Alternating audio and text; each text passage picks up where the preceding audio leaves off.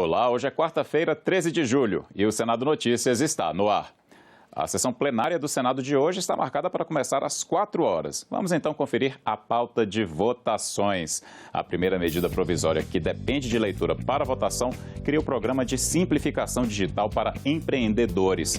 A outra medida provisória pendente de leitura abre crédito extraordinário de R$ 1.200.000 para operações no PRONAF, o Programa Nacional de Fortalecimento da Agricultura Familiar. E os senadores podem votar ainda o aumento de limites para dedução no imposto de renda de valores destinados a projetos desportivos e paradesportivos. Agora você vai saber mais sobre a medida provisória que abre crédito de R$ 1,2 bilhão para o programa Agropecuária Sustentável. Ela pode ser votada hoje à tarde pelos senadores. Com níveis de chuva abaixo da média histórica, produtores dos estados do Mato Grosso do Sul, Paraná, Santa Catarina e Rio Grande do Sul tiveram prejuízos significativos com a safra do início do ano, chamada safra de verão. Só no Rio Grande do Sul, a estimativa é de uma perda de 14 milhões de toneladas de grãos como soja e milho. A seca nesses 4 estados fez com que vários municípios decretassem estado de emergência ou calamidade.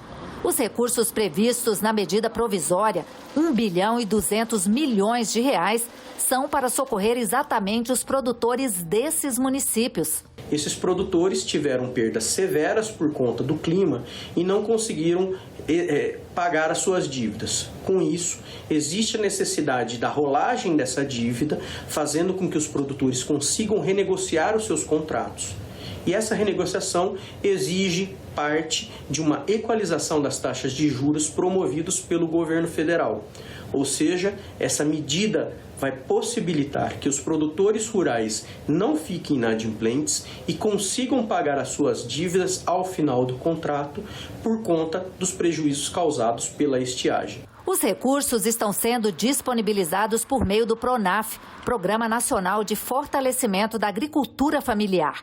A MP concede descontos de até 58,5% nas parcelas de financiamentos que venceram entre 1º de janeiro e 30 de junho. Para terem direito ao crédito, os agricultores não podem estar cobertos pelo PROAGRO, Programa de Garantia da Atividade Agropecuária, ou pelo Seguro Rural.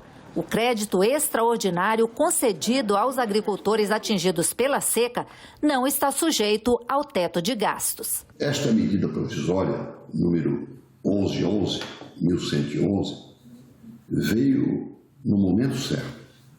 Desde janeiro, que os 4 estados, Mato Grosso do Sul, Paraná, Santa Catarina e Rio Grande do Sul, sofriam a inclemência da estiagem. E, através desta medida provisória, que já foi aprovada pela Câmara, que já produziu seus efeitos, esses danos foram mitigados, ou seja, os danos foram reduzidos. Veio em boa hora, certamente será aprovada e, de minha parte, sem qualquer reparo ou emenda, porque ela veio para socorrer especialmente o estado de Santa Catarina, do Rio Grande do Sul, do Paraná e do Mato Grosso do Sul. O Congresso vota nesta quinta-feira a análise aos vetos do presidente da República, Jair Bolsonaro. Entre os vetos que devem ser votados estão a repressão violenta a manifestações e fake news. Um dos vetos do presidente Jair Bolsonaro é o trecho que criminaliza fake news maciças durante as eleições. Essa parte está na lei que definiu crimes contra o Estado Democrático de Direito, prevendo 5 anos de prisão para quem cometer o crime de comunicação enganosa em massa. A violação é definida como a promoção ou financiamento de campanha ou iniciativa para disseminar fatos inverídicos que sejam capazes de comprometer o processo eleitoral. Outro veto do chefe do Executivo é ao trecho que determina que fica proibido o uso da violência na repressão de manifestações democráticas e pacíficas. O presidente do Senado, Rodrigo Pacheco, falou sobre a sessão e outros vetos que devem ser votados. Na quinta-feira, vamos cumprir esse compromisso, marcar a sessão do Congresso para apreciação desses vetos. E nós esperamos apreciar todos esses vetos. O veto do ICMS dos combustíveis pode entrar na quinta-feira? Pode, ele pode sim, isso é uma coisa que nós vamos submeter aos líderes partidários, embora não esteja ainda trancando a pauta do Congresso. É um veto importante de ser apreciado, porque ele prevê essa compensação aos estados, fruto daquilo que o Congresso Nacional fez acerca dos combustíveis. Então, me parece razoável nós termos senso de urgência em relação a esse veto também.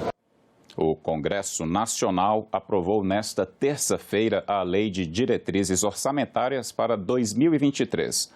Os vetos que estão trancando a pauta ficaram para a próxima quinta-feira. O projeto de lei de diretrizes orçamentárias de 2023 prevê salário mínimo de R$ 1.294 e déficit de até 65 bilhões e 91 milhões nas contas públicas.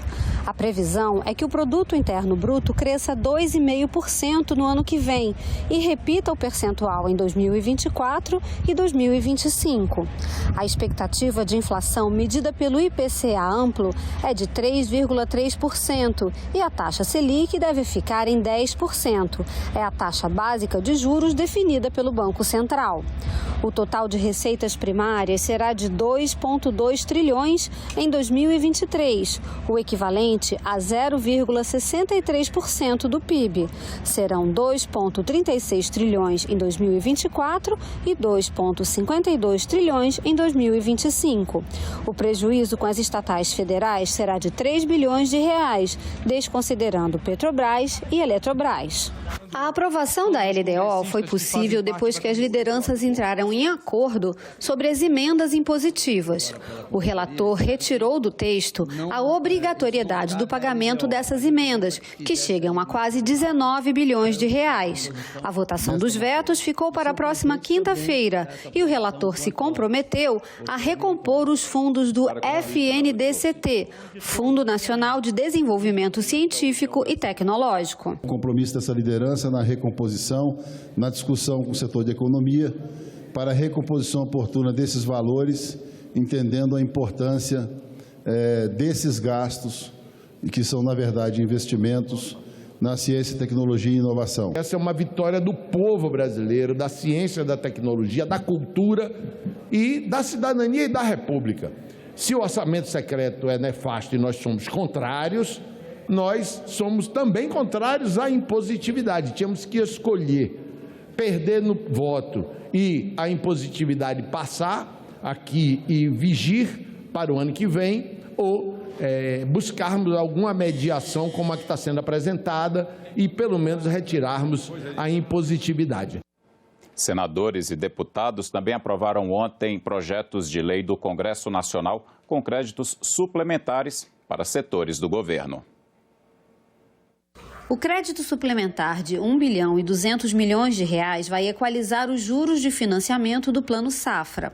Os recursos devem ser usados no PRONAF, Programa Nacional de Fortalecimento da Agricultura Familiar, na agropecuária, em comercialização de produtos agropecuários e em investimento rural e agroindustrial. Os parlamentares também aprovaram crédito especial para pagar peritos do INSS. São 312 milhões de reais para o Ministério do Trabalho e da Previdência. Outro PLN aprovado abre crédito especial de 23 bilhões e 900 milhões de reais ao município de São Paulo, como parte do pagamento da decisão do Supremo Tribunal Federal sobre a posse do aeroporto Campo de Marte. Senadores e deputados ainda apreciaram um projeto de lei que abre crédito suplementar de 202 milhões de reais para os poderes Legislativo e Judiciário, a Defensoria Pública da União e o Ministério Público da União. O dinheiro deve ser usado para reforçar dotações previstas no orçamento deste ano. Foi instalada ontem a Comissão Mista Permanente sobre Migrações Internacionais. Os parlamentares da comissão elegeram como presidente o deputado Túlio Gadelha, da Rede de Pernambuco, e como vice o senador Paulo Paim, do PT do Rio Grande do Sul. A senadora Mara Gabrilli, do PSDB de São Paulo, foi escolhida como relatora. A falta de servidores é uma das principais dificuldades do INSS, segundo debatedores que participaram nesta terça-feira de audiência na Comissão de Assuntos Sociais. As dificuldades enfrentadas pelo Instituto Nacional do Seguro Social, INSS, foram tema de audiência pública na Comissão de Assuntos Sociais. A sessão foi proposta pelo senador Paulo Paim. Segundo ele, a demora no atendimento dos segurados já é uma crise que dura anos. Sabemos que os benefícios previdenciários cumprem um papel relevante, eu diria fundamental, de proteção social, protegendo o segurado com benefícios por idade avançada, invalidez, morte, doença, maternidade, por aí vai. Ocorre que a inadequada gestão do órgão tem provocado insegurança e incerteza aos segurados e aos servidores. Quase todos os painelistas disseram que a falta de servidores impede o bom funcionamento do INSS e que não dá para resolver isso apenas com sistemas digitais. A gente teve pessoas que faleceram na fila do INSS, que nem conseguiram ter acesso a esse direito, né? E essa fila se dá por não investimento na estrutura, por não realização de concurso público. Não resolveremos os problemas estruturais do INSS fazendo transformação digital. No passado, a fila era pública, né? Aí a televisão olhava. Hoje a fila é dentro dos computadores, né? Então as pessoas estão sofrendo da mesma forma. Só que agora, então, cabe a gente aqui, né, nessa audiência, cabe aos senadores, cabe aos parlamentares, né, externalizar e lutar para que o INSS tenha condições de atender dignamente quem trabalhou a sua vida inteira. O INSS reconhece a falta de mão de obra. A diminuição do nosso quadro de servidores é uma constatação, é um fato, né? Hoje o INSS se encontra com cerca de 19 mil servidores dentro do seu quadro funcional.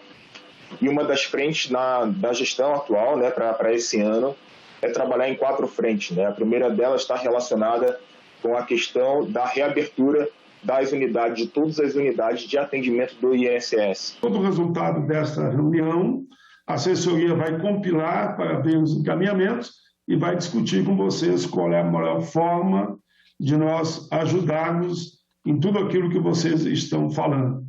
Ficamos por aqui. Você pode rever as reportagens desta edição na nossa página na internet, senado.leg.br/TV. Muito obrigado pela companhia e até a próxima.